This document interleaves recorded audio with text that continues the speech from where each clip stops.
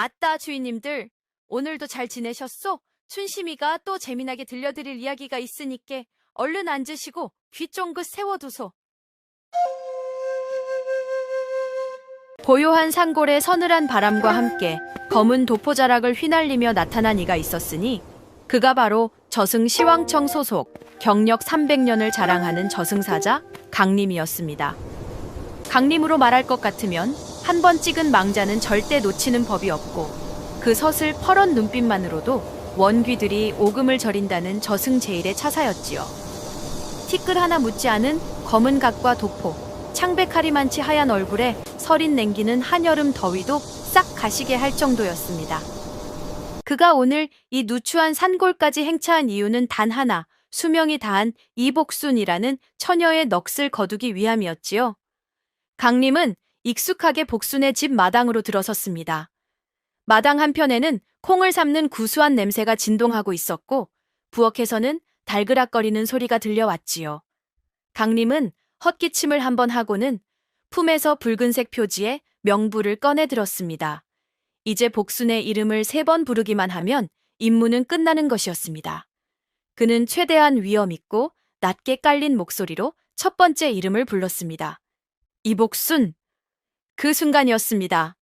부엌 문이 벌컥 열리더니 이 도둑놈의 시키, 또 콩 훔쳐먹으러 왔냐 하는 앙칼진 고함과 함께 무언가가 휙 하고 날아오는 것이 아니겠습니까? 그것은 다름 아닌 곰팡이가 하얗게 핀 단단한 메주 덩어리였습니다. 300년 동안 칼날도 피하고 악귀의 손톱도 피했던 강림이었지만 난데없이 날아온 메주의 궤적은 미처 읽지 못했지요. 퍽! 하는 둔탁한 소리와 함께 메주 덩어리는 강림의 이마 정중앙에 정확히 꽂혔습니다. 억! 소리도 내지 못하고 강림의 눈앞이 번쩍하더니 밤하늘의 별들이 우수수 쏟아지는 듯 했습니다. 저승 제일의 차사가 인간이 던진 메주에 맞아 그 자리에서 대자로 뻗어버리고 만 것입니다. 쓰러지는 그의 귓가에 복순의 목소리가 웅웅거렸지요. 어머, 멧돼지인 줄 알았는데 웬 허우대 멀쩡한 양반이 남의 집 마당에서 큰절을 하고 자빠졌대? 이것이 바로 저승사자 강림의 기나긴 순환시대의 서막이었답니다. 얼마나 지났을까요? 강림이 지끈거리는 머리를 부여잡고 눈을 떴을 때는 낯선 천장이 눈에 들어왔습니다. 코끝에는 퀴퀴하면서도 구수한 흙냄새와 음식 냄새가 섞여 있었지요. 그는 벌떡 일어나려 했지만 몸이 밧줄로 꽁꽁 묶여 있어 꼼짝도 할 수 없었습니다. 이곳은 복순의 집 헛간이었습니다. 이게 무슨 감히 저승차사를 포박하다니. 강림은 분노하며 밧줄을 풀려 했지만 힘이 들어가지 않았습니다. 인간계에 내려오면 영적인 힘이 약해지는 데다 매주에 맞은 충격이 꽤 컸던 모양입니다. 그때 헛간 문이 열리며 복순이 들어왔습니다. 손에는 김이 모락모락 나는 뚝배기를 들고 있었지요. 어이, 도둑 양반, 정신이 좀 드시오? 얼굴은 반반하게 생겨가지고 왜 남의 집 담을 넘고 그래요? 강림은 기가 찼습니다. 나는 도둑이 아니다. 나는? 차마 제 입으로 저승사자라고 말할 수 없었습니다.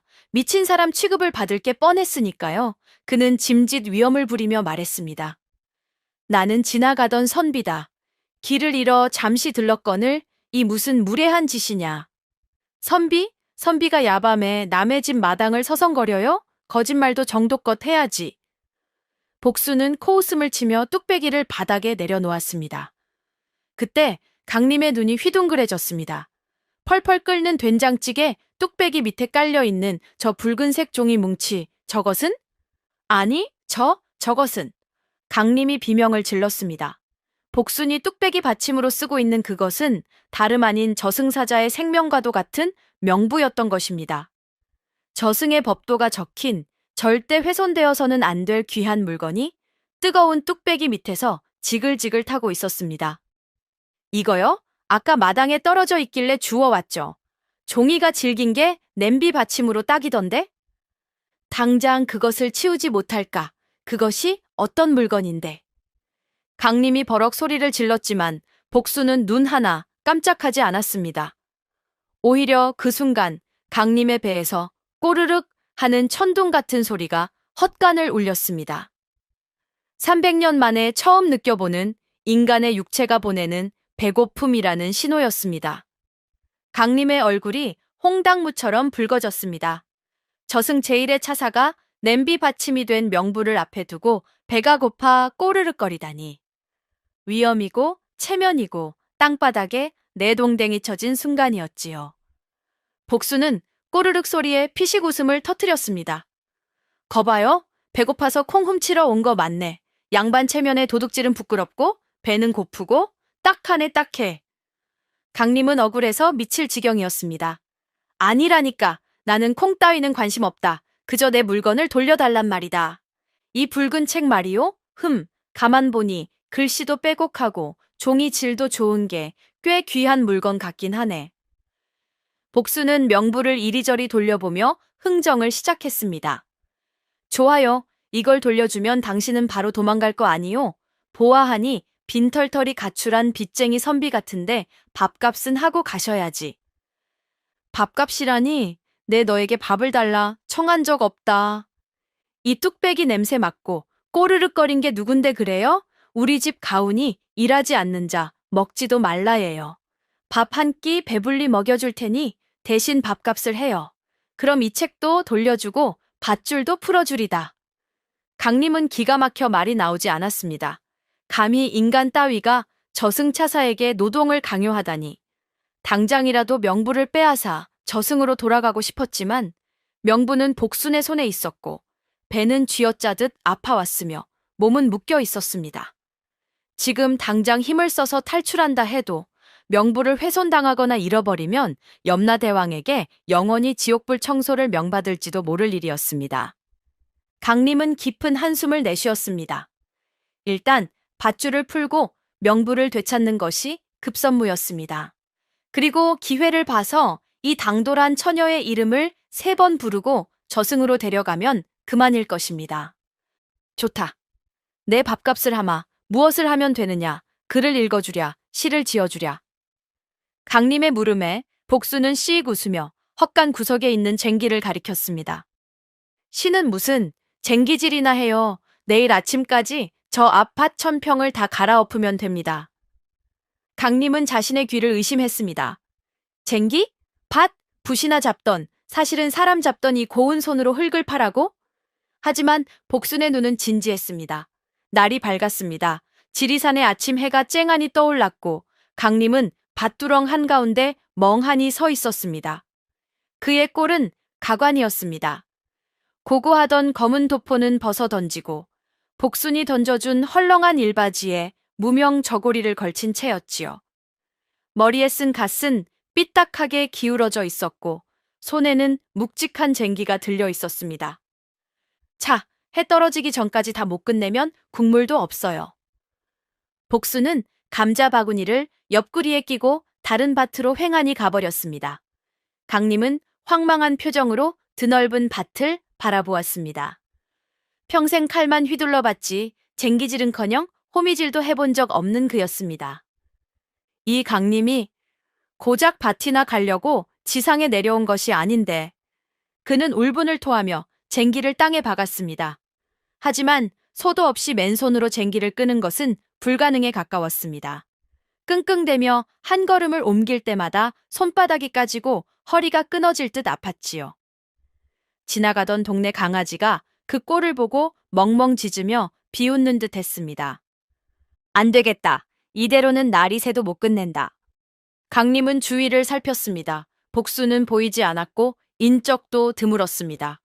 그는 슬그머니 손가락을 펴고 주문을 외웠습니다. 저승의 힘, 신통력을 아주 조금만 쓰기로 한 것이지요. 흘가 뒤집혀라. 그의 손끝에서 검푸른 기운이 뻗어나가 쟁기를 감쌌습니다.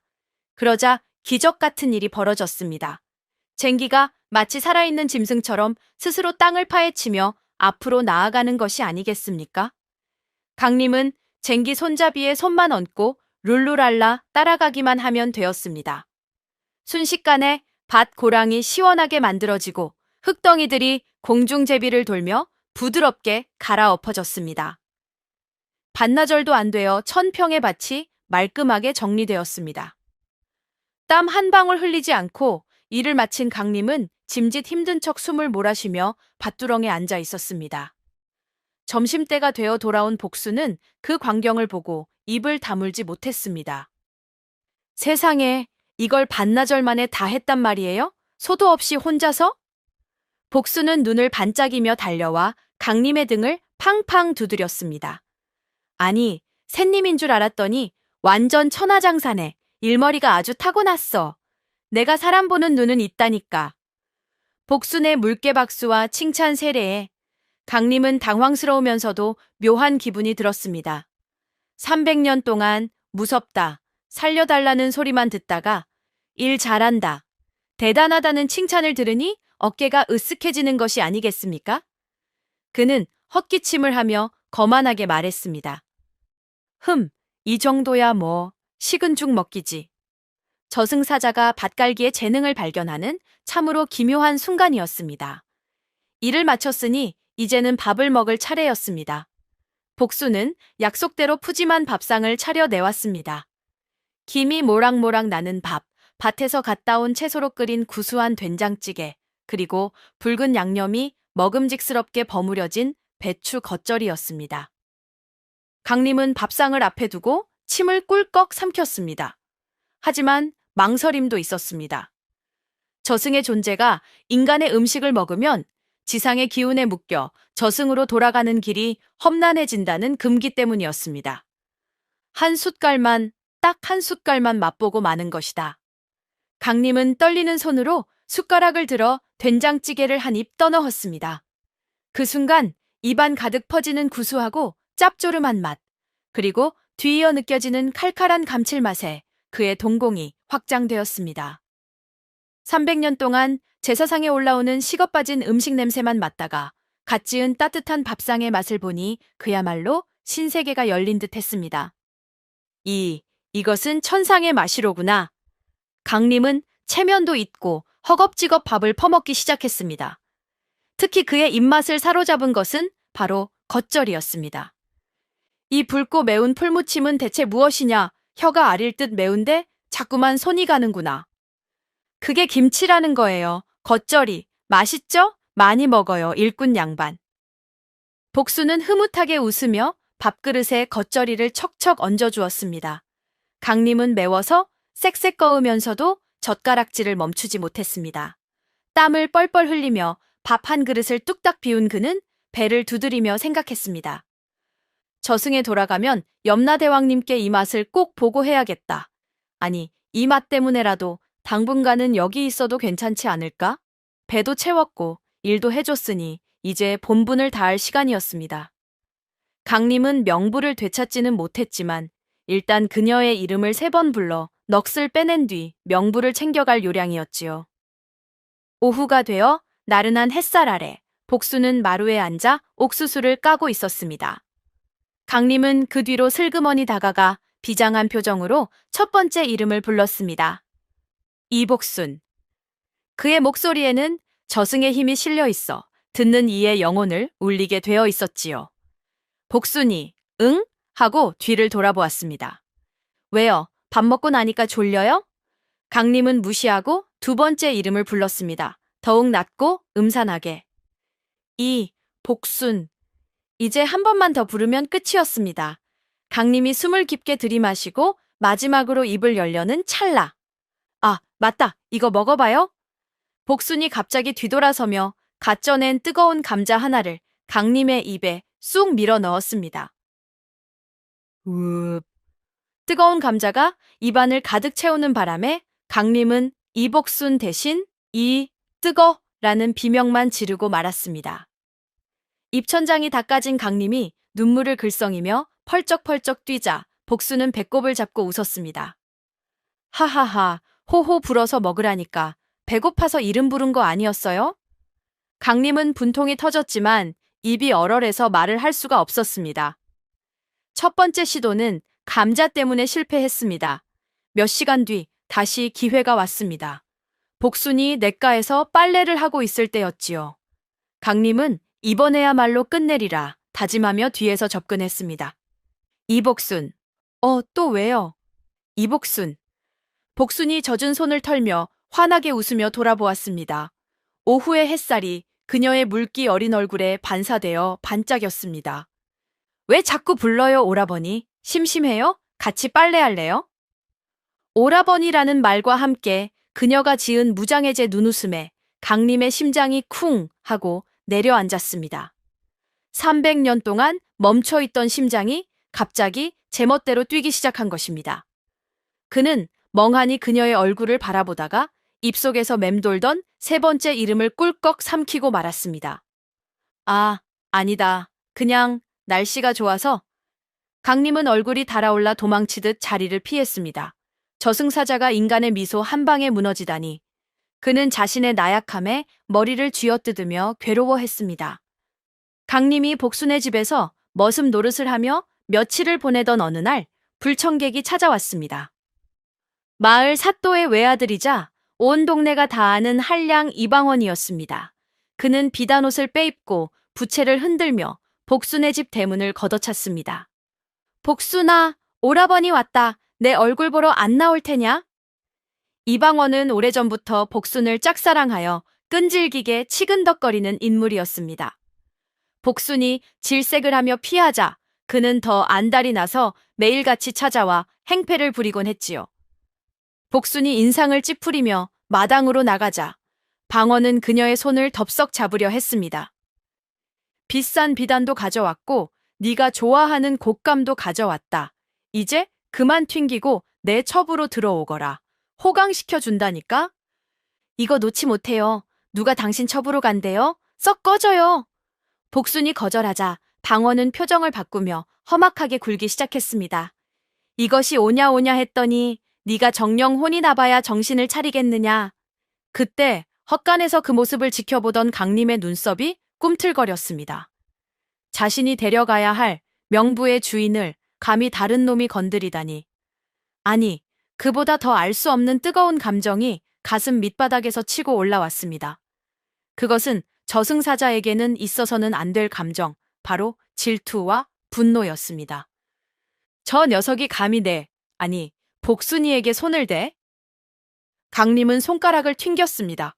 그러자 맑은 하늘에서 갑자기 먹구름이 몰려오더니 방언의 머리 위로만 소낙비가 쏟아지기 시작했습니다.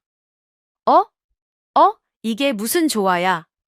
방언이 당황하여 허둥대자 이번에는 돌부리가 저절로 움직여 그의 발을 걸었습니다. 으악! 방언은 흙탕물 웅덩이에 얼굴을 쳐박고 넘어졌습니다. 비단옷은 엉망이 되었고 가져온 곶감은 진흙투성이가 되었지요. 귀신이 곡할 노릇이네. 아이고, 내 옷, 내 얼굴. 방언이 혼비백산하여 도망치는 꼴을 보며 복수는 배를 잡고 웃었습니다. 그리고 담벼락 뒤에 숨어 그 모습을 지켜보던 강림 역시 10년 묵은 체증이 내려가는 듯한 통쾌함을 느끼며 씩 미소를 지었습니다. 감히 어디서 수작질이야. 아직 내 허락도 없이. 자신이 왜 이러는지 강림 자신도 알 수 없었지만 한 가지는 확실했습니다. 복순을 괴롭히는 놈은 저승사자인 자신이 가만두지 않겠다는 것이었지요. 방언이 도망간 그날 밤 마을에 흉흉한 소문이 돌기 시작했습니다. 뒷산 성황당 근처에 사악한 악귀가 나타나 사람들을 홀리고 해코지를 한다는 것이었지요. 마을 사람들은 두려움에 떨며 문을 걸어 잠갔습니다. 하지만 복수는 달랐습니다. 그녀는 태어날 때부터 남들에게는 보이지 않는 것을 보는 눈, 즉 연간을 가지고 있었습니다. 그녀는 그동안 마을을 지키기 위해 몰래 잡귀들을 쫓아내곤 했지요. 이번에도 그녀는 사람들을 위해 그리고 겁에 질린 동네 아이들을 위해 직접 악귀를 잡으러 나서기로 결심했습니다. 복순아, 가지 마라. 위험하다. 강림이 그녀를 말렸습니다. 그는 그 악귀가 보통 내기가 아님을 느끼고 있었습니다. 괜찮아요. 나 이래 보여도 담력 하나는 타고났거든요. 파티랑 소금만 있으면 돼요. 복수는 씩씩하게 뒷산으로 향했습니다. 하지만 이번 악귀는 그녀가 감당할 수 있는 수준이 아니었습니다. 수백 년 묵은 원한을 가진 악귀는 복순의 연간을 역이용하여 그녀를 환각 속에 가두고 절벽 끝으로 몰아세웠습니다. 죽어라. 너도 나와 같이 가자. 악귀의 손톱이 복순의 목을 조여오고 복순이 정신을 잃어가던 절체절명의 순간 검은 안개가 휘몰아치며 서늘하고 압도적인 기운이 악귀를 덮쳤습니다. 갓과 도포를 제대로 갖춰 입은 본래의 모습으로 돌아온 강림이 붉은 눈을 번뜩이며 공중에 떠 있었습니다. 감히 내 허락도 없이 내 할당량에 손을 대다니 겁을 상실했구나. 강림의 손에서 검은 사슬이 튀어나와 악귀를 결박했습니다. 악귀는 저승차사의 압도적인 힘 앞에 비명도 지르지 못하고 바스러져 소멸했습니다. 복수는 정신을 차리고 강림의 얼굴을 멍하니 바라보았습니다. 검은 도포, 창백한 얼굴, 그리고 방금 전 악귀를 단숨에 소멸시키던 그 초월적인 힘. 그녀는 연간을 가진 사람이었기에 본능적으로 알 수 있었습니다. 그가 사람이 아니라는 것을. 자신의 정체를 들키고 만강림은 입이 10개라도 할 말이 없었답니다. 하지만 복순의 반응은 강림의 예상을 완전히 빗나갔지요. 그녀는 비명을 지르거나 도망치는 대신 털썩 주저앉아 덤덤하게 말했습니다. 그럴 줄 알았어. 밥 먹을 때마다 젓가락질이 예사롭지 않더라니. 사람 아니었구나. 복수는 자신의 죽음을 받아들였습니다. 하지만 그녀에게는 한 가지 소원이 있었지요. 저승 양반, 나 어차피 갈 거면 남은 시간 동안 내가 하고 싶은 거나 실컷 하고 가게 해줘요. 나 태어나서 이 산골짝을 벗어나 본 적이 없거든. 그녀는 강림에게 저승 가는 길동무가 되어달라 청했습니다. 강림은 차마 거절할 수가 없었지요. 그래서 시작된 것이 바로 이승에서의 마지막 나들이였습니다. 두 사람은 장터에 나가 국밥도 사 먹고 엿장수 가위 소리에 맞춰 춤도 추고 흐드러지게 핀 진달래꽃밭을 거닐기도 했습니다. 와, 저게 뭐야? 저승 양반, 저거 사줘요. 복순이 댕기 머리를 찰랑이며 웃을 때마다 강림의 가슴 속에서는 무언가가 쿵 내려앉았습니다. 300년 묵은 얼음장 같던 마음이 봄눈 녹듯 녹아내리며 그는 처음으로 살고 싶다는, 아니 이 여인과 함께 있고 싶다는 금기된 소망을 품게 된 것입니다. 죽음을 앞둔 여인의 미소가 이토록 찬란할 수 있다니 강림은 그 미소를 지켜주지 못하는 자신이 원망스러울 뿐이었습니다. 나들이를 마치고 돌아온 밤 강림은 복순이 잠든 사이 몰래 명부를 꺼내보았습니다. 이제는 정말 때가 되었나 싶어 그녀의 이름을 확인하려던 것이었지요. 헌데 이게 웬일입니까? 이것이 어찌 된 일인고? 명부에 적힌 이복순이라는 이름 옆에 사망 시각이 마치 물에 젖은 먹물처럼 흐릿하게 번져 있는 것이 아니겠습니까? 어제는 오늘 해시였던 것이 오늘은 슬그머니 내일 자시로 바뀌어 있고 또 잠시 눈을 떼면 글자가 춤을 추듯 변하는 것이었습니다. 저승사자 생활 300년에 이런 해괴한 일은 처음이었습니다. 명부는 하늘의 뜻이자 절대적인 기록인데 이것이 제멋대로 바뀐다는 건 누군가 아주 강력한 신통력으로 개입하고 있다는 뜻이었지요. 강림의 머릿속에 번개처럼 스치는 인물이 하나 있었습니다. 바로 이 마을 입구에서 점을 봐주는 꼬부랑 할머니. 마을 사람들은 그냥 점쟁이로 알지만 사실은 생명을 점지하는 삼신할매였습니다. 그 쭈그렁 할망구가 감히 저승의 일에 회방을 놓아? 강림은 명부를 품에 넣고 당장 삼신할매를 찾아 나섰습니다. 강림이 성황당으로 달려가니 삼신할매가 마치 기다렸다는 듯 곰방대를 물고 앉아 있었습니다. 왔느냐, 저승놈아. 냄비 받침으로 쓰이던 명부는 좀 말렸느냐?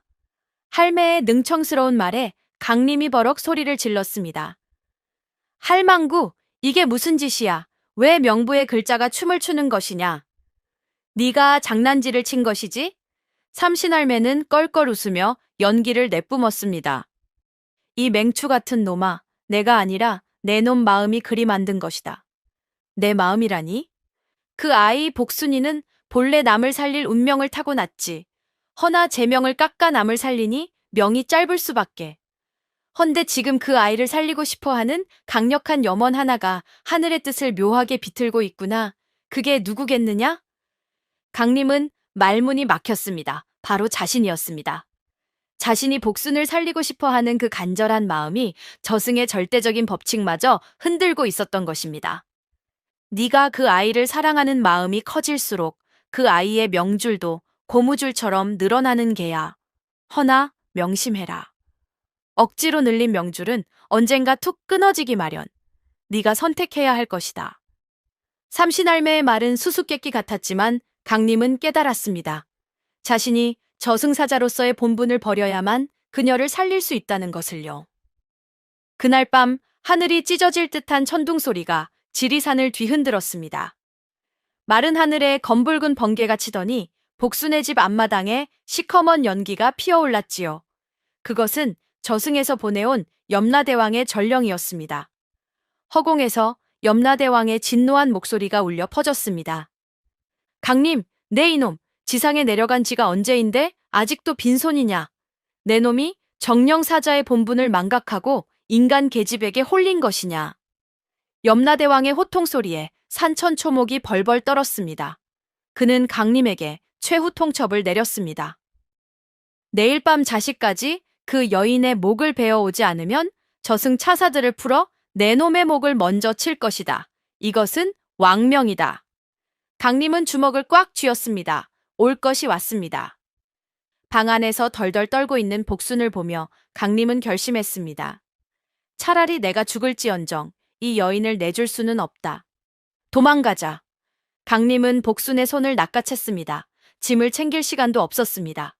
저승차사들은 냄새를 맡는 사냥개처럼 지독하게 쫓아올 것이기 때문입니다. 어디로요? 당신 잡히면 큰일 나잖아요. 복순이 울먹이며 물었지만 강림은 대답 대신 그녀를 업고 뛰기 시작했습니다. 두 사람은 깊고 깊은 지리산 골짜기로 인간의 발길이 닿지 않는 험지로 숨어들었습니다. 강림은 자신의 신통력을 써서 두 사람의 기척을 지우는 결계를 쳤습니다. 하지만 이것은 제사를 깎아먹는 짓이었습니다. 저승의 힘을 사적으로 쓰면 쓸수록 강림의 존재는 점점 희미해지고 소멸에 가까워지기 때문이지요. 산속 동굴에 숨어 지내는 며칠 동안 두 사람은 세상에서 가장 애틋한 연인이 되었습니다. 강림은 추위에 떠는 복순을 위해 자신의 천을 나누어 주었고, 복순은 점점 투명해져가는 강림의 손을 잡고 밤새 눈물을 흘렸습니다. 저승 양반, 아니 강림씨, 나 때문에 당신이 사라지는 건 싫어. 차라리 날 데려가요? 쓸데없는 소리, 내가 너를 살릴 것이다. 내 존재를 다 태워서라도. 저승사자가 인간을 사랑하여 저승을 배신한 초유의 사태.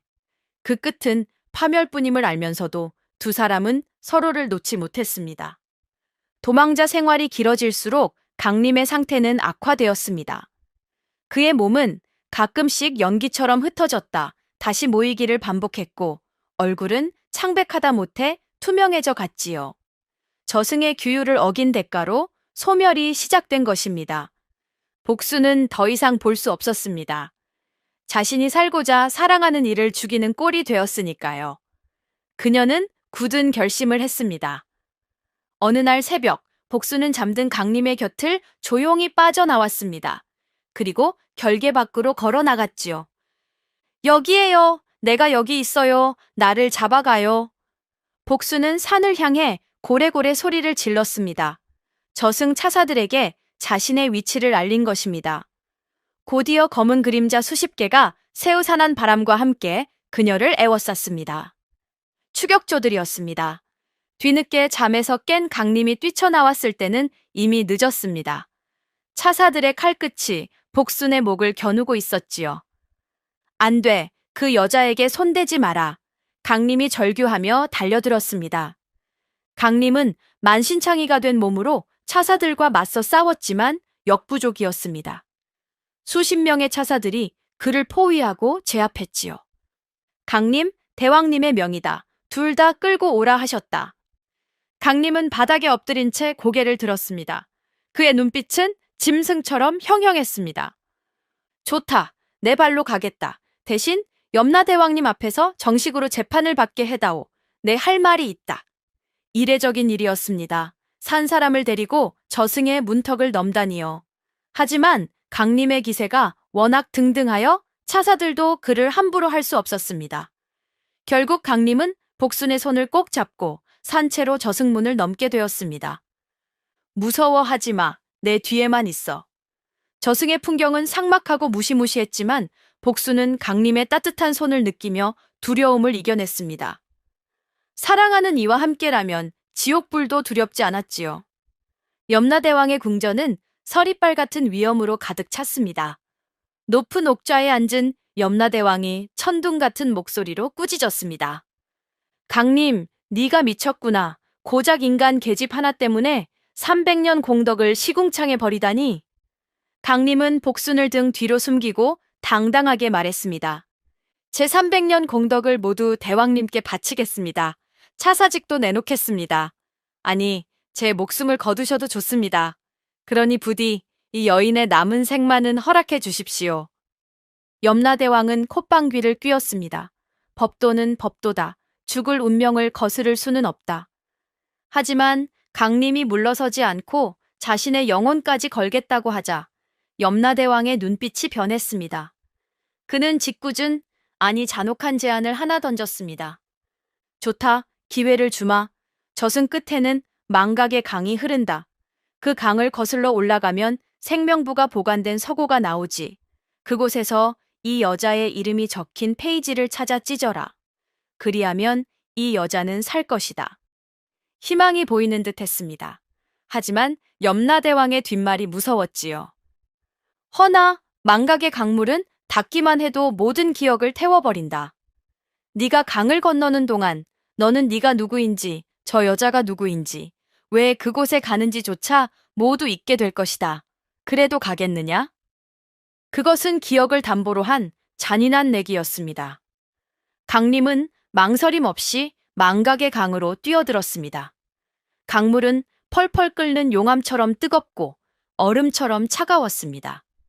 살이 타들어가는 고통과 함께 머릿속의 기억들이 하나둘씩 하얗게 지워지기 시작했습니다. 나는 강림이다. 저승차사다. 첫 걸음에는 자신의 이름을 잊었습니다. 두 번째 걸음에는 자신이 저승차사였다는 사실을 잊었습니다. 세 번째 걸음에는 부모의 얼굴도 300년의 세월도 모두 물거품처럼 사라졌습니다. 강가에서 이를 지켜보던 복수는 오열했습니다. 안 돼, 돌아와요. 다 잊으면 무슨 소용이야. 하지만 강림은 멈추지 않았습니다. 기억은 사라져도 가슴속에 남은 단 하나의 감정, 저 여자를 살려야 한다는 그 뜨거운 본능 하나만 붙잡고 그는 앞으로 나아갔습니다. 다리가 녹아내리는 듯한 고통 속에서도 그는 중얼거렸습니다. 복수나, 복수나, 이름만은 잊지 않는다. 천신만고 끝에 강림은 강이 끝에 도달했습니다. 그의 눈은 텅 비어 있었고 자신이 누구인지도 몰랐습니다. 하지만 그는 본능적으로 눈앞에 있는 거대한 책, 생명부를 집어들었습니다. 그리고 떨리는 손으로 페이지를 넘겨 이복순이라는 이름이 적힌 장을 찾아냈습니다. 이것을 찢어야 한다. 왜인지는 모르지만 그래야만 한다. 강림은 마지막 힘을 짜내어 그 페이지를 북 찢어버렸습니다. 그 순간 하늘에서 환한 빛이 쏟아지며 복순의 몸이 이승으로 붕 떠올랐습니다. 강림씨, 강림씨. 복순은 멀어지는 강림을 향해 손을 뻗었지만 닿지 않았습니다. 강림은 찢어진 종이를 손에 쥔 채 텅 빈 눈으로 쓰러졌습니다. 그는 약속대로 복순을 살렸지만 그 대가로 자신의 모든 기억을 잃고 저승에서 추방당하고 만 것입니다. 홀로 이승의 집 마당에서 깨어난 복순은 하염없이 울었습니다. 봄이 가고 여름이 오고 가을이 지나 다시 겨울이 와도 그녀는 마루에 앉아 대문만 바라보았습니다. 기억을 잃은 그가 혹시라도 길을 잃지 않고 찾아와 주기를 바라면서요. 이듬해 봄이 왔습니다. 지리산 자락에 다시 진달래가 흐드러지게 피었지요. 복수는 밭에 나가 묵묵히 쟁기질을 하고 있었습니다. 강림이 처음 밭을 갈았던 바로 그 자리였지요. 그때 등 뒤에서 인기척이 들렸습니다. 저 지나가던 길인데. 복순이 쟁기를 멈추고 천천히 뒤를 돌아보았습니다. 그곳에는 갓도 쓰지 않고 남루한 옷차림을 한 사내 하나가 멍한 표정으로 서 있었습니다. 얼굴은 좀 수척해졌지만 그 맑고 서늘한 눈매는 그대로였습니다.